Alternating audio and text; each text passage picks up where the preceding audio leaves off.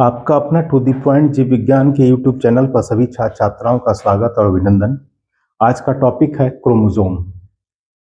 Chromosome को कहा जाता है it is the carrier of hereditary unit. और हेरिडिटरी यूनिट क्या है? जीन। यूकैरियोटिक सेल के अंदर क्रोमोसोम कहाँ पाया जाता है? तो क्रोमोसोम न्यूक्लियस के अंदर पाया जाता है। और न्यूक्लियस के अंदर किस फॉर्म में रहता है? क्रोमैटिन नेटवर्क के रूप में रहता है। तो ये है आपका यूकैरियोटिक सेल। और यूकैरियोटिक सेल के अंदर ये न्यूक्लियस है और न्यूक्लियस के अंदर ये क्या है?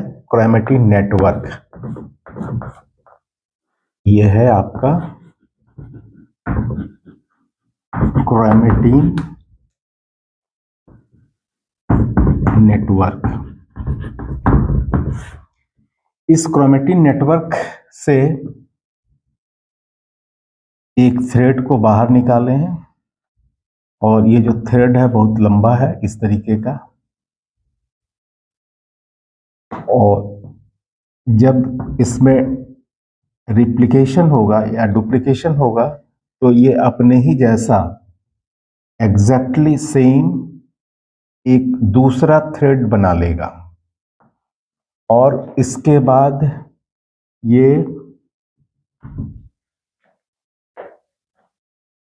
कॉन्डेंस्ड करेगा। ये डीकॉन्डेंस्ड फॉर्म है। जब ये कॉन्डेंस्ड करेगा तब क्या होगा? ये शॉर्टर और थिकर स्ट्रक्चर में कन्वर्ट होगा।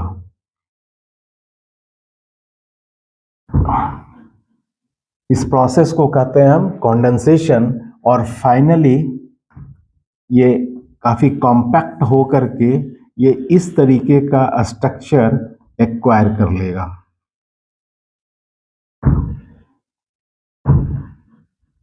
और इसी स्ट्रक्चर को हम क्या कहते हैं? क्रोमोसोम।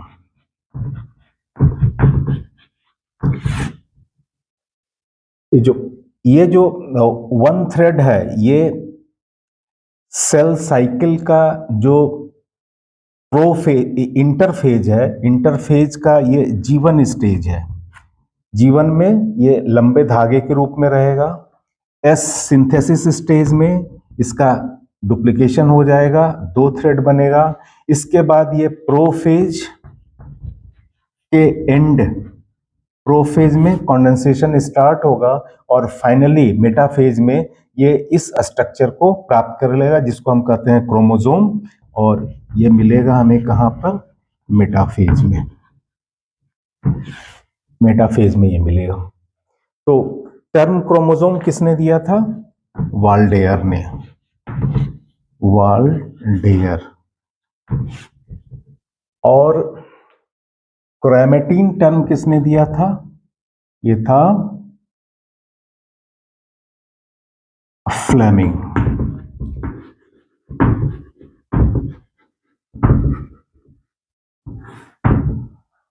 वाल्दर फ्लेमिंग। वाल्दर फ्लेमिंग नाम है। इन्होंने क्रोमैटिन टर्म दिया था और क्रोमोसोम वाल्डेयर ने दिया था। क्रोमोसोम को खोजा किसने था? डिस्कवर्ड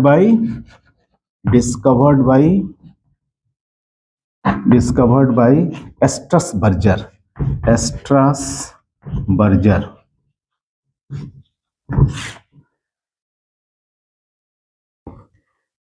तो ये है क्रोमैटिन थ्रेड से क्रोमोसोम कैसे बनता है। आपने देखा कि थ्रेड में कंडेंसेशन होता है और कंडेंसेशन के बाद पहले डुप्लीकेशन होगा, फिर उसका कंडेंसेशन होगा और फाइनली ये इस तरीके का एक स्ट्रक्चर को एक्वायर करेगा जो कि एक सिमेट्रिकल स्ट्रक्चर है। ये दोनों ही अगर इसको बराबर इसको अगर लॉन्गिट्यूडनली इसको स्प्लिट किया जाए तो दो बराबर भाग में बंट जाएगा। तो ये कैसा है? Chromosome is a symmetrical structure. अब देखिए इसमें इसकी जो मॉर्फोलॉजी है उसमें क्या क्या है। एक क्रोमोसोम दो क्रोमेटिड्स का बना होता है। इसको क्या कहते हैं हम? क्रोमेटिड्स। अब दोनों क्रोमेटिड्स एक पॉइंट पर जुड़ा रहता है, इसको हम क्या कहते हैं? सेंट्रोमेयर। इसको कहते हैं हम सेंट्रोमेयर। और इसको कहते हैं क्या? जो ये टर्मिनल एंड है क्रोमोसोम का, इसको कहते हैं टेलोमेयर। इसको कहा जाता है टेलोमेयर। इस जो टर्मिनल एंड है इसको कहते हैं टेलोमेयर। और ये सेंट्रोसोम के आसपास का जो एडजेसेंट एरिया है, इस एडजेसेंट एरिया को हम क्या कहते हैं? ये जो एडजेसेंट एरिया है पिंक कलर से यहाँ पर दिख रहा है, इस एडजेसेंट एरिया को हम क्या कहते हैं? इसको कहते हैं क्रोमोसेंटर। इसको कहा जाता है क्रोमोसेंटर। और इस सेंट्रोमेयर के दोनों तरफ, ये है अपर हाफ और ये है लोअर हाफ, इसको हम क्या कहते हैं? आर्म। तो ये अपर आर्म है या लोअर आर्म है। तो एक क्रोमोसोम में दो आर्म होते हैं। दोनों क्रोमोसोम्स दोनों क्रोमेटिड्स एक पॉइंट पर जुड़ा रहता है, उसको सेंट्रोमेयर कहते हैं। एक क्रोमेटिड्स का मतलब हो गया वन डीएनए मॉलिक्यूल। एक क्रोमेटिन थ्रेड जो है एक डीएनए मॉलिक्यूल को रिप्रेजेंट करता है। और एस फेज में इसका डुप्लीकेशन हो गया तो दो डीएनए मॉलिक्यूल बना। यही दोनों डीएनए मॉलिक्यूल कॉम्पैक्ट और कंडेंस करने के बाद ये क्रोमोसोम में कन्वर्ट हो जाता है। तो ये है इसका मॉर्फोलॉजिकल स्ट्रक्चर। और यह जो मॉर्फोलॉजी है ये किस स्टेज में हम देखते हैं? इसकी मेटाफेज में। अब क्रोमोसोम का जो शेप की स्टडी की जाती है वो किस स्टेज में करते हैं? एनाफेज में। एनाफेज में हम शेप की स्टडी करते हैं। तो ये जो क्रोमोसोम है एनाफेज में क्या होता है कि इसके दोनों क्रोमेटिड्स अलग हो जाएंगे, और जब अलग होने के बाद ये माइग्रेट करेगा अपोजिट पोल की तरफ, तो उस समय जो इसका शेप होगा या तो ये वी शेप्ड होगा, या ये रॉड लाइक होगा, या फिर ये जे शेप्ड होगा। ये तीन तरीके का शेप एक्वायर करता है, और यह डिपेंड करता है पोजीशन ऑफ सेंट्रोमेयर पर। देखिए यह जो इस तरीके का वी शेप्ड जब भी एक्वायर करेगा तो वह जो टाइप क्रोमोसोम का सेंट्रोमेयर बीच में होगा, और ऐसे क्रोमोसोम को हम कहते हैं मेटासेंट्रिक क्रोमोसोम। और यह जो क्रोमोसोम होगा ये वी शेप्ड है। ये कैसा है? रॉड शेप्ड है, रॉड लाइक। इसको कहते हैं हम एक्रोसेंट्रिक। और ये है जे शेप्ड।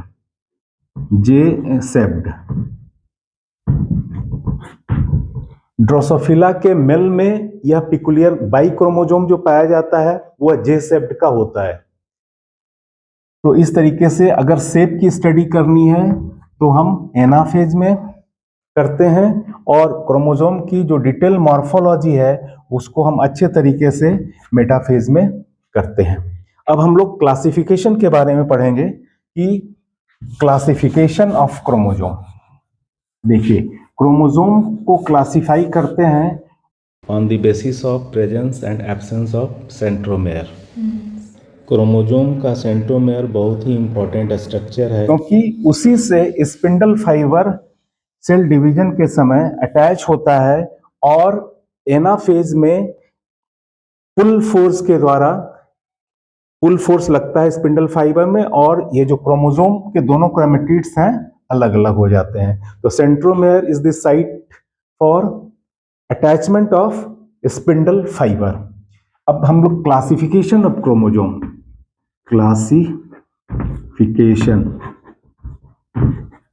Classification of chromosome. देखिए क्रोमोसोम को हम क्लासिफाई करते हैं कैसे? on the basis of number of on the basis of presence and absence of centromere. On the basis of presence and absence of centromere. इसके आधार पर दो तरीके का होता है। कौन कौन सा है? एक को कहते हैं एसेंट्रिक क्रोमोसोम,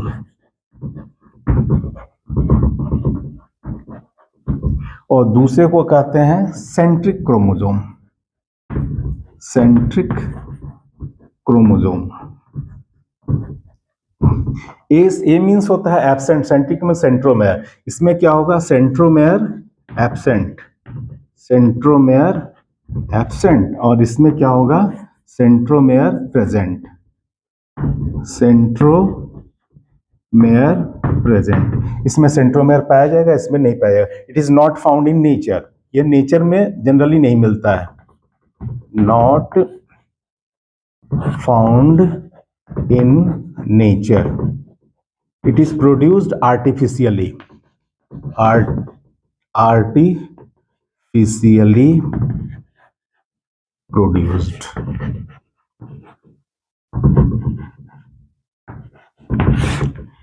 देखिए, ये जो सेंट्रिक क्रोमोसोम है इसमें सेंट्रोमेयर पाए जाते हैं, और यह इसको भी हम नंबर ऑफ सेंट्रोमेयर के आधार पर 3 पार्ट में बांटते हैं। एक को कहते हैं मोनोसेंट्रिक, दूसरे को कहते हैं हम डाइसेंट्रिक, और जो तीसरा टाइप है इसका उसको हम कहते हैं पॉलीसेंट्रिक। पॉलीसेंट्रिक। देखिए, मोनोसेंट्रिक क्रोमोसोम में कितना सेंट्रोमेयर पाया जाएगा? 1 सेंट्रोमेयर, 1 सेंट्रोमेयर, इसलिए इसका नाम है मोनोसेंट्रिक। डाइसेंट्रिक में कितना मिलेगा? 2 सेंट्रोमेयर, इसमें 2 सेंट्रोमेयर पाए जाएंगे, और पॉलीसेंट्रिक में मोर देन 2 सेंट्रोमेयर। इसी को कहते हैं डिफ्यूज सेंट्रिक भी कहा जाता है, डिफ्यूज सेंट्रिक। ये इस तरीके का बहुत सारा सेंट्रोमेयर होगा। ये हो गया, number of centromere is more than 2 centromere. इसको कहते हैं हम पॉलीसेंट्रिक या डिफ्यूज सेंट्रिक क्रोमोसोम भी कहा जाता है इसमें। और इस तरह का जो क्रोमोसोम है वो पाया जाता है एस्कैरिश में।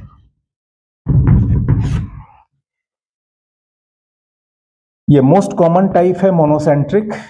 डाइसेंट्रिक क्रोमोसोम थोड़ा सा स्पेशल है। यह स्पेशल इस मायने में है कि ये जो डाइसेंट्रिक क्रोमोसोम है उसका जब स्ट्रक्चर आप देखेंगे तो वो कुछ इस तरीके से दिखेगा। उसमें 2 सेंट्रोमेयर पाए जाएंगे। ये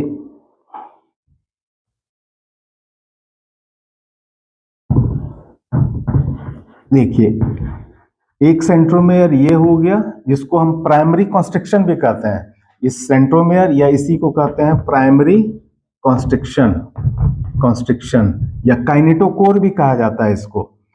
तो यह है आपका प्राइमरी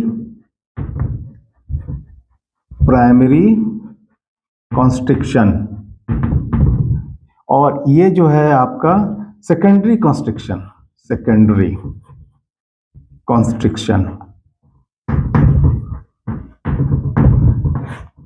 और ये जो सेकेंडरी कॉन्स्ट्रिक्शन का जो रीजन है यही वो रीजन है जहां पर न्यूक्लियोलस अटैच रहता है। ये होता है न्यूक्लियोलस ऑर्गेनाइजर रीजन। इसको हम क्या कहते हैं? न्यूक्लियोलस ऑर्गेनाइजर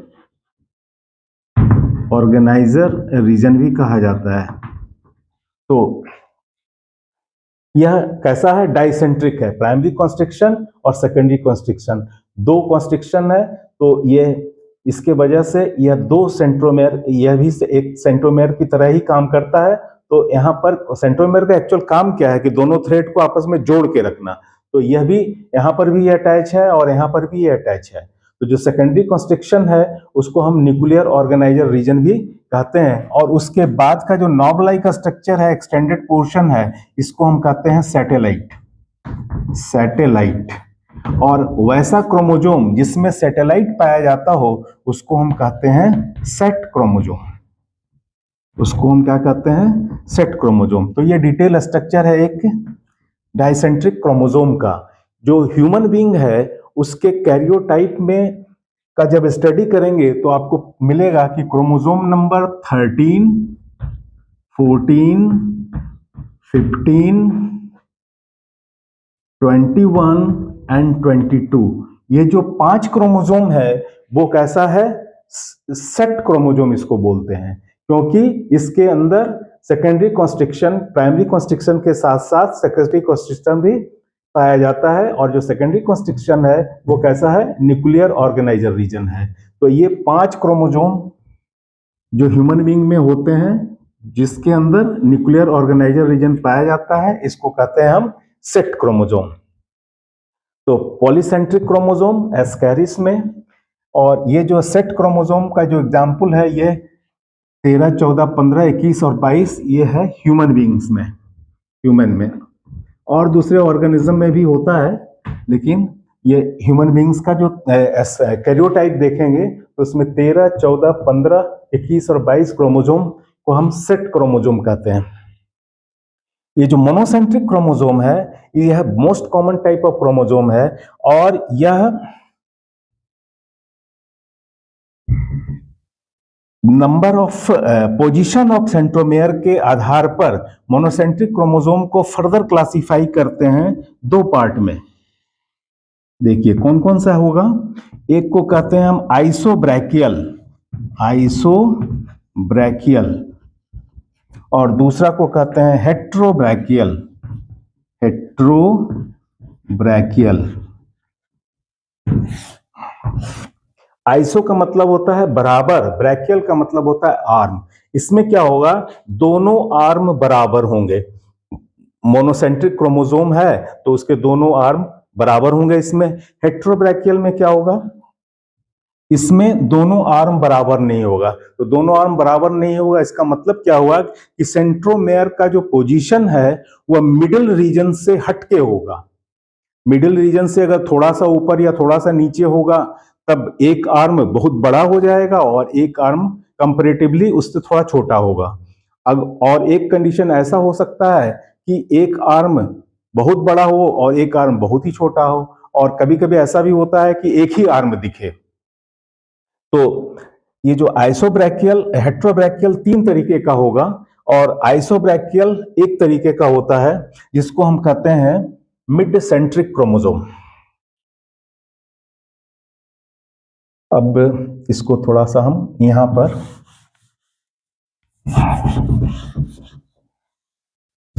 देखिए, ये आइसोब्रैकियल है, ये आइसोब्रैकियल, और ये है हेट्रोब्रैकियल, हेट्रोब्रैकियल।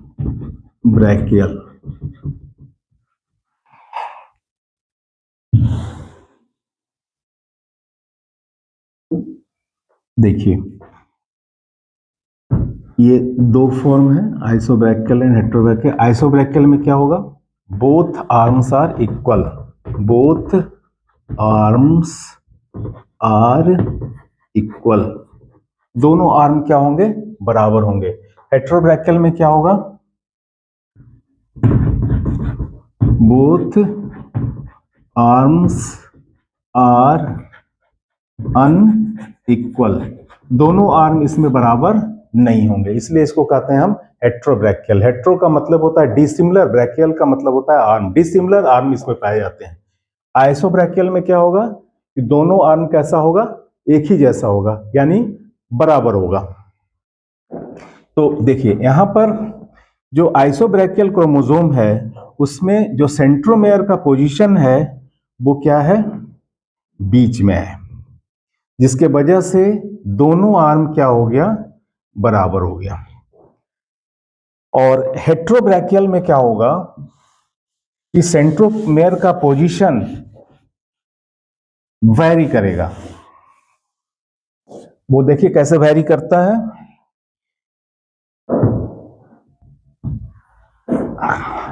अगर सेंट्रोमेयर का पोजीशन मिडिल पॉइंट से थोड़ा सा ऊपर या थोड़ा सा नीचे होगा, तब क्या होगा कि एक आर्म कंपैरेटिवली दूसरे से बड़ा हो जाएगा।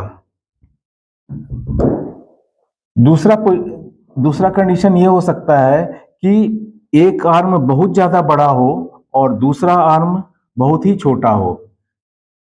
देखिए, एक आर्म बहुत बड़ा है और एक आर्म छोटा है, कंपैरेटिवली इससे बहुत छोटा है। और तीसरा कंडीशन ये हो सकता है कि क्रोमोसोम जो है उसमें सिर्फ एक ही आर्म दिखे। तो देखिए पोजीशन कैसे सेंट्रोमेयर में शिफ्ट कर रहा है। यहां पर बीच में है, यहां मिडिल रीजन से थोड़ा सा ऊपर है, यहां पर टर्मिनल पॉइंट से थोड़ा नीचे है, और यहां पर ये क्या है, टर्मिनल एंड पर है। तो ये जो क्रोमोसोम है जिसमें सेंट्रोमेयर बीच में पाया जाता है, इसको कहते हैं हम mid centric chromosome. Mid centric chromosome, इसको कहा जाता है मिड सेंट्रिक क्रोमोसोम। और इसके केस में देखिए, ये है मिडिल पॉइंट से थोड़ा सा ऊपर या फिर थोड़ा नीचे भी हो सकता है, तो इसको कहते हैं हम सब मेटासेंट्रिक क्रोमोसोम। सब मेटासेंट्रिक क्रोमोसोम, इसको हम कहते हैं एक्रोसेंट्रिक क्रोमोसोम। एक्रोसेंट्रिक क्रोमोसोम, और इसको कहते हैं हम telocentric chromosome. Telocentric chromosome,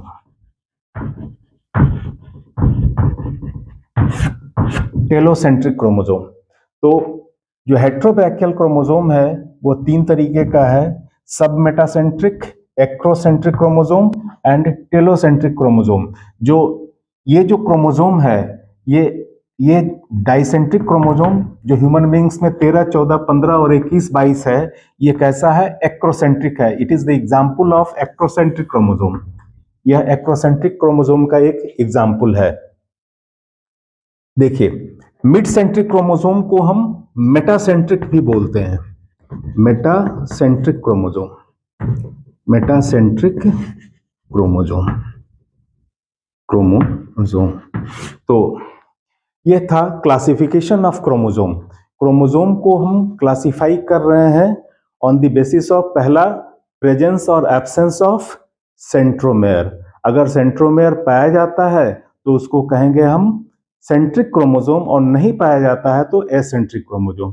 centric chromosome में भी नंबर ऑफ सेंट्रोमेयर के आधार पर 3 पार्ट में बांटते हैं। एक को कहते हैं हम मोनोसेंट्रिक क्रोमोसोम, दूसरे को कहते हैं डाइसेंट्रिक क्रोमोसोम, और तीसरे को कहते हैं पॉलीसेंट्रिक क्रोमोसोम।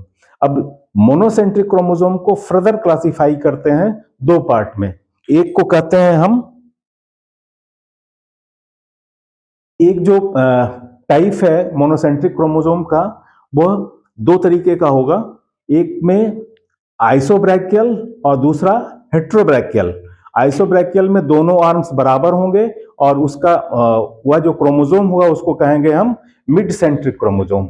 और जो हेट्रोब्रैकियल क्रोमोसोम है, यह 3 तरीके का होगा, सब metacentric chromosome, acrocentric chromosome and telocentric chromosome.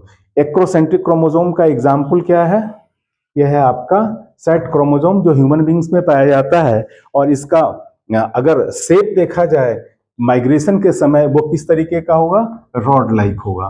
तो ये रॉड लाइक स्ट्रक्चर देखने में मिलेगा किस स्टेज में, एनाफेज में। और भी लाइक स्ट्रक्चर किसका मिलेगा, मिड सेंट्रिक क्रोमोसोम का। देखिए, जो मिड सेंट्रिक क्रोमोसोम है या मेटासेंट्रिक क्रोमोसोम है, इसका सेंट्रोमेरिक इंडेक्स वैल्यू कितना होता है, सेंट्रोमेरिक इंडेक्स वैल्यू ये होता है 50%। अब कहेंगे यह सेंट्रोमेरिक इंडेक्स वैल्यू होता क्या है? तो यह एक फॉर्मूला है जिसके आधार पर हम कैलकुलेट करते हैं सेंट्रोमेरिक इंडेक्स। वो क्या है कि लेंथ ऑफ स्मॉल आर्म, ये दो आर्म है क्रोमोसोम के, तो length of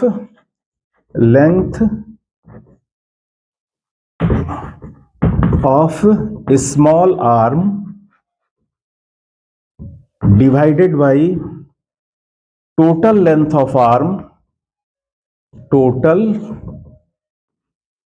length of arm into 100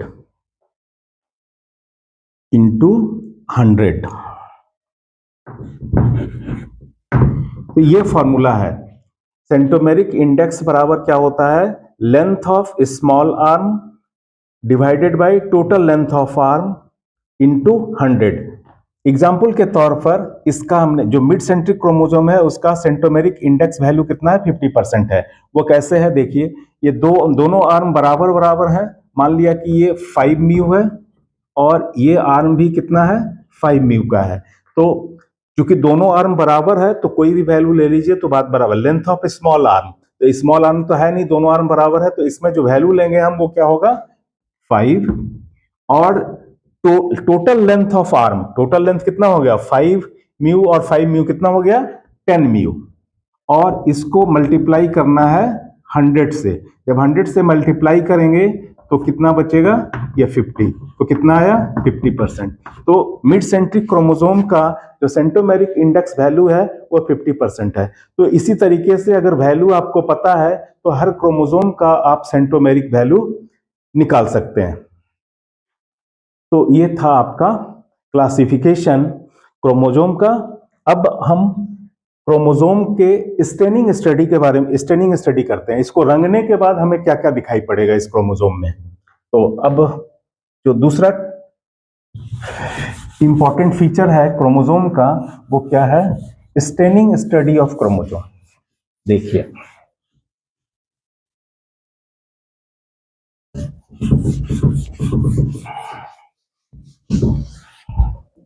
staining study of chromosome, staining study of chromosome. Chromosome को हम बेसिक स्टेन में स्टेन करते हैं, बेसिक स्टेन। और इसके लिए जो हम स्टेन इस्तेमाल करते हैं इसको रंगने के लिए, उसमें एक तो इस्तेमाल करते थे एसीटोकार्मीन, दूसरा हेमाटॉक्सिलिन, एक और जो आजकल रिसेंट इस्तेमाल होता है इसको कहते हैं फल्जिन। ये फल्जिन स्टेन है। ये जो है इंसेक्ट का प्रोडक्ट है, प्रोडक्ट ऑफ इंसेक्ट्स।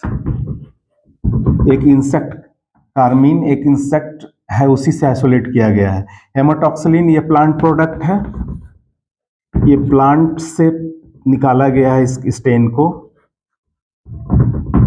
और ये जो है रिसेंट बनाया गया है इसे फल्जिन। ये रिसेंट आजकल इसी का इस्तेमाल ज्यादा होता है। तो जब क्रोमोसोम को हम स्टेन करेंगे तो उसके अंदर दो बैंड मिलेगा। एक बैंड जो होगा लाइट बैंड होगा और एक क्या होगा? डार्क बैंड होगा। यह है आपका क्रोमोसोम का सेंट्रोमेयर, और ये जो दिख रहा है पट्टी के जैसा ये डार्क बैंड है, और जो वैकेंट स्पेस है इस जो उसको हम कहते हैं लाइट बैंड।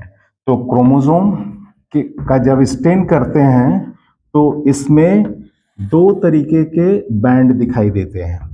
कौन सा बैंड होगा? Light band, light band. ये हो गया लाइट बैंड। और ये क्या है? इसको कहते हैं हम डार्क बैंड, डार्क बैंड। देखिए, जो लाइट बैंड होता है वो कैसा होता? वो जो है जेनेटिकली एक्टिव रीजन है, जेनेटिकली एक्टिव, और ये क्या है, जेनेटिकली इनर्ट या जेनेटिकली इनएक्टिव, जेनेटिकली इनएक्टिव है। ठीक है। अब ये जो जेनेटिकली एक्टिव रीजन है, इसका मतलब क्या है कि यहां पर जो क्रोमोजोम है, क्रोमोजोम को बनाने वाला जो डीएनए मॉलिक्यूल है वो लूजली क्वाइल्ड है, लूजली क्वाइल्ड। और यहां पर जो डीएनए है, यहां पर का जो डीएनए कॉम्पैक्ट है, यानी हार्ड क्वाइल है, ये हार्ड क्वाइल। और इस लूजली क्वाइल्ड जो स्ट्रक्चर है, इसको हम क्या कहते हैं, यूक्रोमेटिन। इसको हम कहते हैं यूक्रोमेटिन, और इसको हम क्या कहते हैं, हेट्रोक्रोमेटिन, हेट्रोक्रोमेटिन।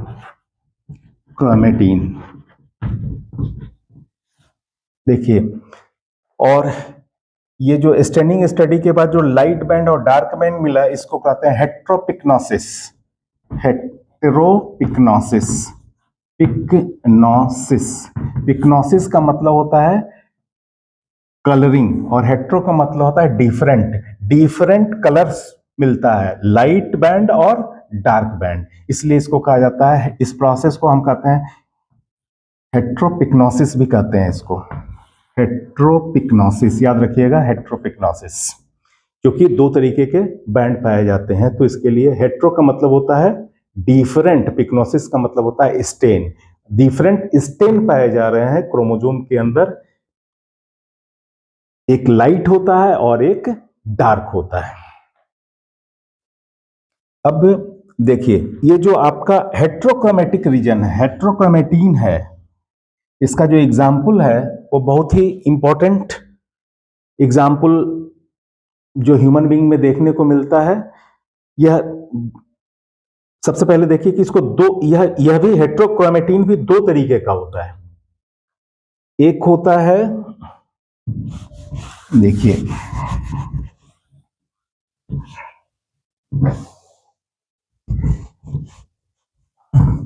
जो हेट्रोपिक्नोसिस है, सॉरी हेट्रोक्रोमेटिन है, ये फर्दर इसको हम दो पार्ट में बांटते हैं।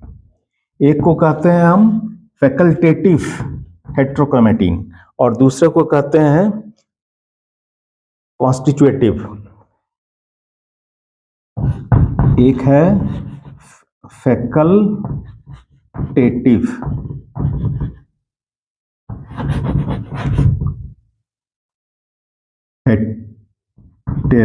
हेटेरोक्रोमेटिन और दूसरा है कॉन्स्टिट्यूटिव हेट्रोक्रोमेटिन। तो कॉन्स्टिट्यूटिव हेट्रोक्रोमेटिन है, यह परमानेंटली डार्क बैंड का रीजन है, लेकिन जो फैकल्टेटिव है वह एक स्पेशल ओकेजन के बाद वह जो है डार्क बैंड में कन्वर्ट हो जाता है। तो देखिए, जो कॉन्स्टिट्यूटिव हेट्रोक्रोमेटिक है वह कौन सा रीजन है, यह है। जो क्रोमोसेंटर है वो जनरली, वो जो रीजन है वो कैसा है, यह है डार्क बैंड का रीजन, और यही है कॉन्स्टिट्यूटिव हेट्रोक्रोमेटिन रीजन। क्रोमोसेंटर, एक नॉर्मल क्रोमोजोम का क्रोमोसेंटर जो है कॉन्स्टिट्यूटिव हेट्रोक्रोमेटिन है, यह परमानेंटली डार्क बैंड होता है। लेकिन एक एक्सेप्शन भी है, जिसका क्रोमोसेंटर लाइट बैंड होता है, वह एक स्पेशल टाइप ऑफ क्रोमोजोम है जिसका नाम है बीटा क्रोमोजोम। उसका नाम है क्या, बीटा क्रोमोजोम। इस क्रोमोजोम में जो क्रोमोसेंटर है, क्रोमोसेंटर किसको कहते हैं, सेंट्रोमियर के आसपास का एडजेसेंट रीजन, उसको क्रोमोसेंटर कहते हैं। और यह जो क्रोमोसेंटर है इसमें क्या होता है, लाइट बैंड है, लाइट बैंड होता है। जनरल केस में यह डार्क बैंड का होता है, लेकिन जो स्पेशल क्रोमोसोम है आपका बीटा क्रोमोसोम, इसका क्रोमोसेंटर क्या है? लाइट बैंड है। अब फैकल्टेटिव हेट्रोक्रोमेटिन का एग्जाम्पल है ह्यूमन एक्स क्रोमोसोम। इसका एग्जाम्पल है एक्स क्रोमोसोम। देखिए, फीमेल के अंदर सेक्स डिटर्मिनेशन के बाद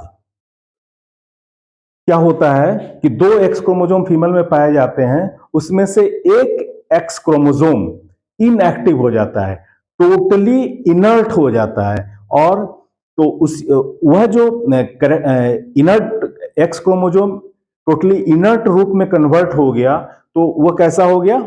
कभी वह एक्टिव फॉर्म में था सेक्स डिटर्मिनेशन से पहले, और बाद में जब सेक्स डिटर्मिनेशन हो चुका है तब उसके बाद वो क्या हो गया? इनएक्टिव फॉर्म में कन्वर्ट हो गया। यानी कि पूरा का पूरा जो क्रोमोसोम एक्स क्रोमोसोम था, एक दो में से कोई एक क्रोमोसोम, वह क्या हो गया? हेट्रोक्रोमेटिन में कन्वर्ट हो गया। इसलिए इसको कहते हैं हम फैकल्टेटिव हेट्रोक्रोमेटिन। पहले वो एक्टिव फॉर्म में था, बाद में वो इनएक्टिव फॉर्म में कन्वर्ट हो गया। तो ये था आपका स्टेनिंग स्टडी ऑफ क्रोमोसोम। अब केमिकल कंपोजिशन ऑफ क्रोमोसोम, इसको भी थोड़ा सा देख लीजिए। Chemical composition of chromosome.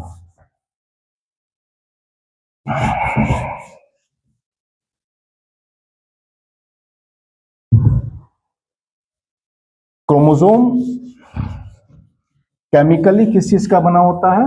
Nucleoprotein का बना होता है। देखिए, क्रोमोसोम का अब हम लोग पढ़ेंगे केमिकल कंपोजिशन। केमिकल कंपोजिशन,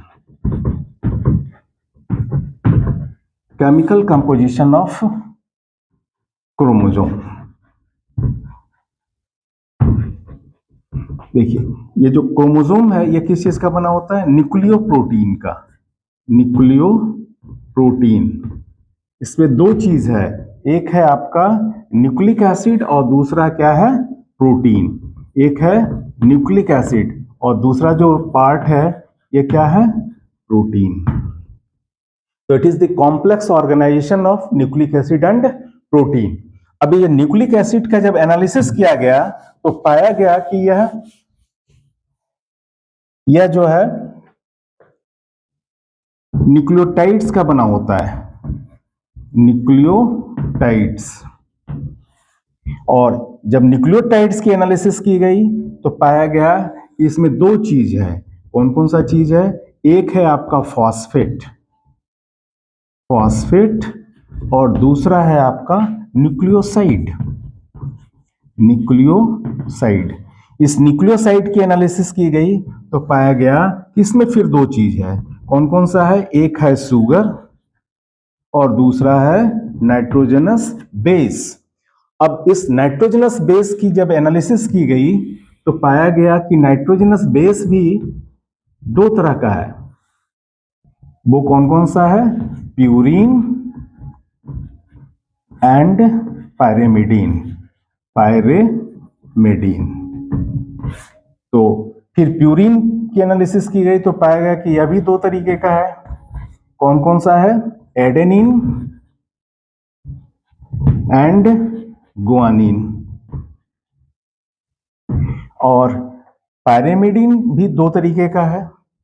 ये हो गया आपका थाइमीन एंड साइटोसिन। तो यह है केमिकल कंपोजिशन किस चीज का? क्रोमोसोम का। क्रोमोसोम न्यूक्लियोप्रोटीन का बना होता है, न्यूक्लिक एसिड और प्रोटीन। न्यूक्लिक एसिड की एनालिसिस करने पर पाया गया ये न्यूक्लियोटाइड्स का बना है। न्यूक्लियोटाइड्स में 2 चीज है, फॉस्फेट और न्यूक्लियोसाइड। न्यूक्लियोसाइड एक कंपोजिट स्ट्रक्चर है किस चीज का? शुगर और नाइट्रोजनस बेस से मिलकर बना है। नाइट्रोजनस बेस 2 तरीके का होता है, प्यूरीन एंड पायरेमिडीन। प्यूरीन भी 2 तरीके का, एडेनिन एंड गुआनिन। और पायरेमिडीन क्या है? 2 तरीके का, थाइमीन एंड साइटोसिन। तो ये था आपका केमिकल कंपोजिशन ऑफ क्रोमोसोम। तो इस वीडियो में इतना ही। अगर यह वीडियो पसंद आया हो तो इसे लाइक कीजिए और चैनल को सब्सक्राइब कीजिए, और हो सके तो इसे शेयर भी कीजिए। Thank you very much.